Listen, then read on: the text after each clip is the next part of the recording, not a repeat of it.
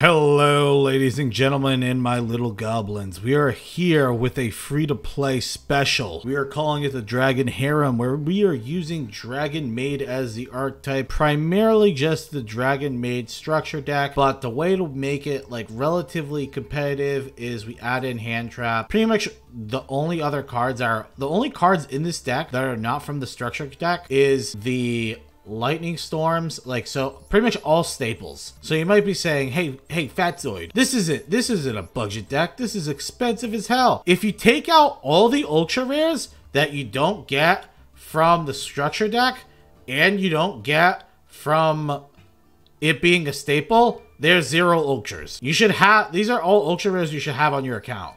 You should have Ash Blossom, you should get Maxi, you should have Nibiru's, you should have at least one Nibiru, because you should be having crossouts.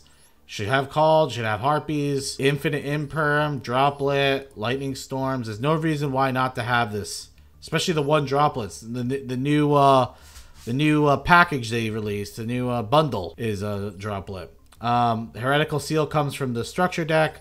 These all come from the structure deck. Access code you should have on your account. Appaloosa you should have on your account. If you do not have Appaloosa, you can just throw in anything. You usually just throw this away for a pot of pee anyway. And then Nightmare Phoenix is just a super. Nightmare Unicorn you should have on your account anyway. Now, this deck, there is a better version of it. But this, like I said, I want to do a free-to-play version of Dragon Maids. And the way you make this deck better is pretty much making it to a Dragon Link deck. You make it with a Dragon Link deck where you could put Adventure combo in it and DPE and all that other stuff. But that makes the deck a lot more expensive, like 1,000 ultra rare or something like that. Like 1,000 dust. So we wanted to try out a free-to-play, and we're doing this for the people. So I hope you guys appreciate the games you're about to see, and then we're going to do a recap at the end of this video. And I want you guys to remember to hit that subscribe button, like the video, comment down below who is your favorite waifu, and I also will appreciate it if you guys join the Discord. The Discord's growing, and it's going to be a great source in the future of Master Duel content. So join that Discord. It's in the description. Bye. Hello, my little goblins. We're here for game 1. And we're going second. So we imperm. We're playing against Trap Tricks. And we always imperm, and then we follow with the Maxi. Because no matter what, they're going into Sarah, and that's usually their play anyway. That's usually all they do, and then they set some cards. And if they were thinking about going into the XZ monster, we just stopped them from doing that. So, bare minimum, they always go Sarah. Rule of thumb if you play against Trap Tricks. So you gotta draw. Ash Blossom's good because they most likely are gonna have a trap. We're activating our Pink Dragon because it lets us activate this effect without it getting interrupted by his back row. Now, we're gonna special summon the pink to. We're gonna destroy Sarah, but then we get Trap Hold. We're gonna have to Ash this because Sarah's really annoying. So, just to pause for a second, Sarah's really annoying. If you don't know what this card does, pretty much when you activate a trap, you get to special summon a Trap Tricks. And if a Trap Tricks monster effect activates, other than this card, you could set a hole from the... It pretty much combos off itself. So, stopping this is very important. So then we go Chamber Dragon Maid. We got Hospitality. Then we're going to go into Striker Dragon. And we're going to go into Heretical Seal. And honestly, it's looking pretty bleak for the the Trap Tricks player here. And then we're gonna go into Shio, and our opponent doesn't want anymore, so they concede like a smelly nerd. That's the only thing that's really annoying is that I have so many games with this deck where it's like they just concede turn 1. I'll play just Shio, that's it, and they'll concede. I'm like, the card isn't that broken. It's not even that good, to be completely honest. I mean, it's good, but it's like kind of mediocre.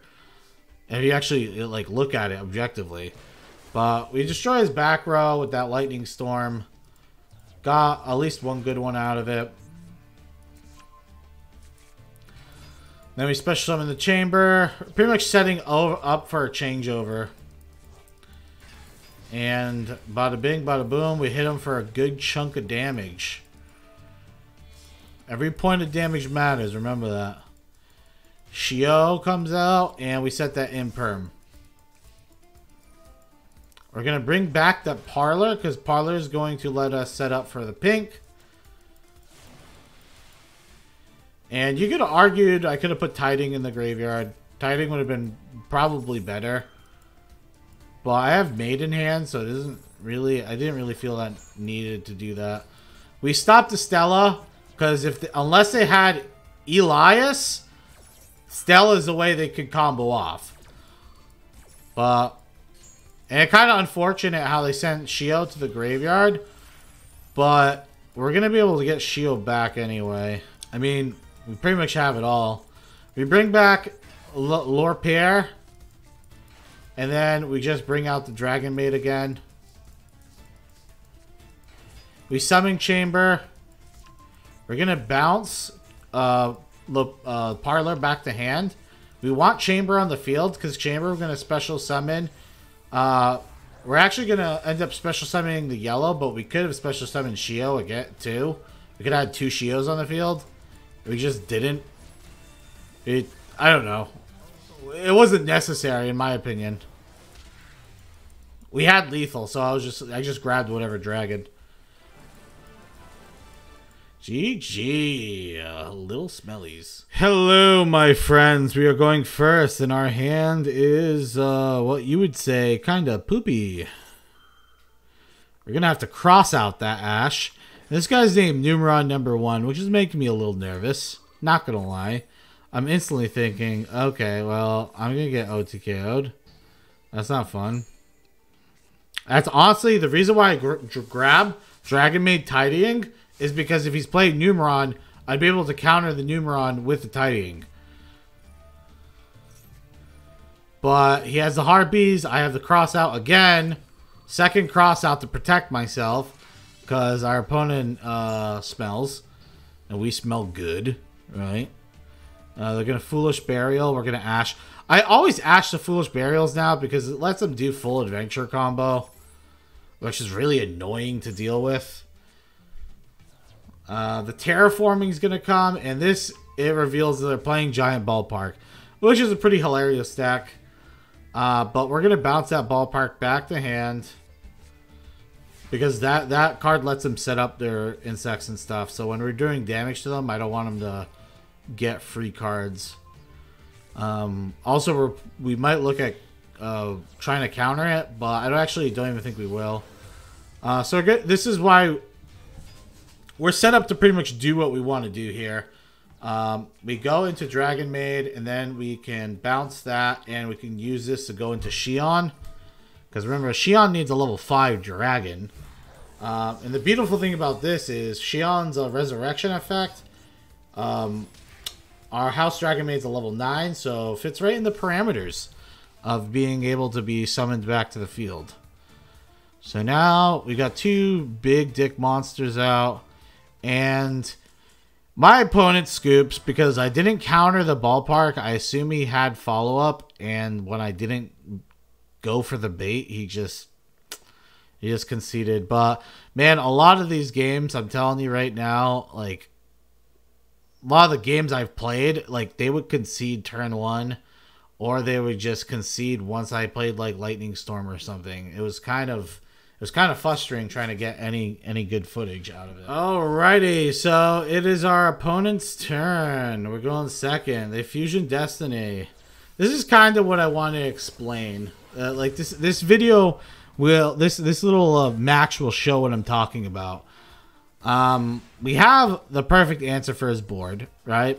So we can Lightning Storm, pop Ball's back row, and then we have Parlor Dragon Maid, which he will pop with his DP, but we have the Called by the Grave for the DP, and we have Dragon Maid Hospitality, which should be able to do follow-up to go into Shio.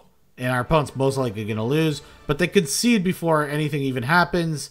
They're playing Phantom Knights, which is kind of weird because I feel like that deck has a lot of outs to like to break anything that we could actually play. So I thought it was kind of weird for him to just surrender. Plus he had Celestial in the graveyard. So he'd be able to like play all the cards in his hand and then draw 2. I feel like people just give up too quickly in this game. Again, we're here for the recap. I know this is a shorter video, but we didn't really get that much footage that we wanted to get. A lot of the games would have just been boring to see or have no value whatsoever in evaluating the deck. Now, I do want to talk about this deck. Number one, I think this deck, you should be able to climb through gold and platinum with it. People make enough mistakes in those brackets, and people rage quit so much in those brackets. I think you can climb through those brackets with it. This deck is not meant for diamond, though. It just feels so, like, weak. If you compare this to playing the Dragon Link version, which again, a lot more expensive, but a lot better, you wonder why would you ever even play this version? Like, it just doesn't make any sense why you would even want to play it. I mean, the good thing is the Dragon Link version 2, it also, you get Red Eyes Darkness Metal Dragon from getting these structure decks. So I'm pretty sure the Dragon Link version, you run 1 or 2 of these too. So that's another card that you'd be able to get out of it. But yeah, I don't know. It's like, if you want to play Dragon Maid, it's just not worth doing like this pure version of it. Even though, like I said, it's free to play. Dragon Link could eventually be free to play if you just get enough gems for it over playing over a period of time. I just don't think you're going to have that much fun. Like, when you lose games, it's not fun. Like, you know what I mean? And that's, at the end of the day, we all want to have a blast. But if you're getting absolutely rolled every game because you're playing a gimped deck compared to other people, it's just not going to be enjoyable. So as much as free to play this is, it's just not, I don't think it's worth it. Can you climb the Diamond 1 with it? I don't even know if you can, to be completely honest. Like, too many people are playing these, like, ridiculous, like, not ridiculous, but they're playing, like, tier 1, tier 2 decks. And, like, this deck cannot compete against those. Like, your best board, your best beginning board, like, think how bad this is compared. Your best beginning board is, like, a Dragon Heretical Seal with a Shio. Like, that's ironically, that's, like, the best, like, maybe it's not the best, but it's pretty close to the best board you can make. I think that actually might be the best first board you can make with this deck. Yeah, I mean, you might be able to link climb up into Apollousa, but, like, you'd have to have, like, the most godlike hand to even be able to do that. And even then, I'm not even sure if you're able to. Either way, it's not that great. Compared to, like, the other turn one boards you're seeing, it's not that great. I mean, what does this deck have going for it? It has interaction. Like, I think Dragon Maid Tidings a really annoying card. I mean, and you have the hand traps. But you have that in any other deck. So if your opponent's able to break through hand traps, or you're playing against, don't even talk, like, if you're playing against Sword Soul will be able to play this through this, like, not even trying, right? I mean, they have, like, a million ways of outing, like, interruption. Let's go to the power scaling. I'm just kind of disappointed in how the deck was. If you're talking about win rate, I had probably a sub 50% win rate. I actually probably had 50% by the end of the night, but it was like, it was rough. This might have been like one of the first decks I had like a 50% win rate. I think most decks I do pretty well with, but this is like one of the worst times I've had, I guess. The games were taken in Diamond right before the shutdown. On the ladder. This deck, I would rate it 6 out of 10. 6 out of 10, and I would even put it at Rogue tier. It's like just bad. It's just not that good.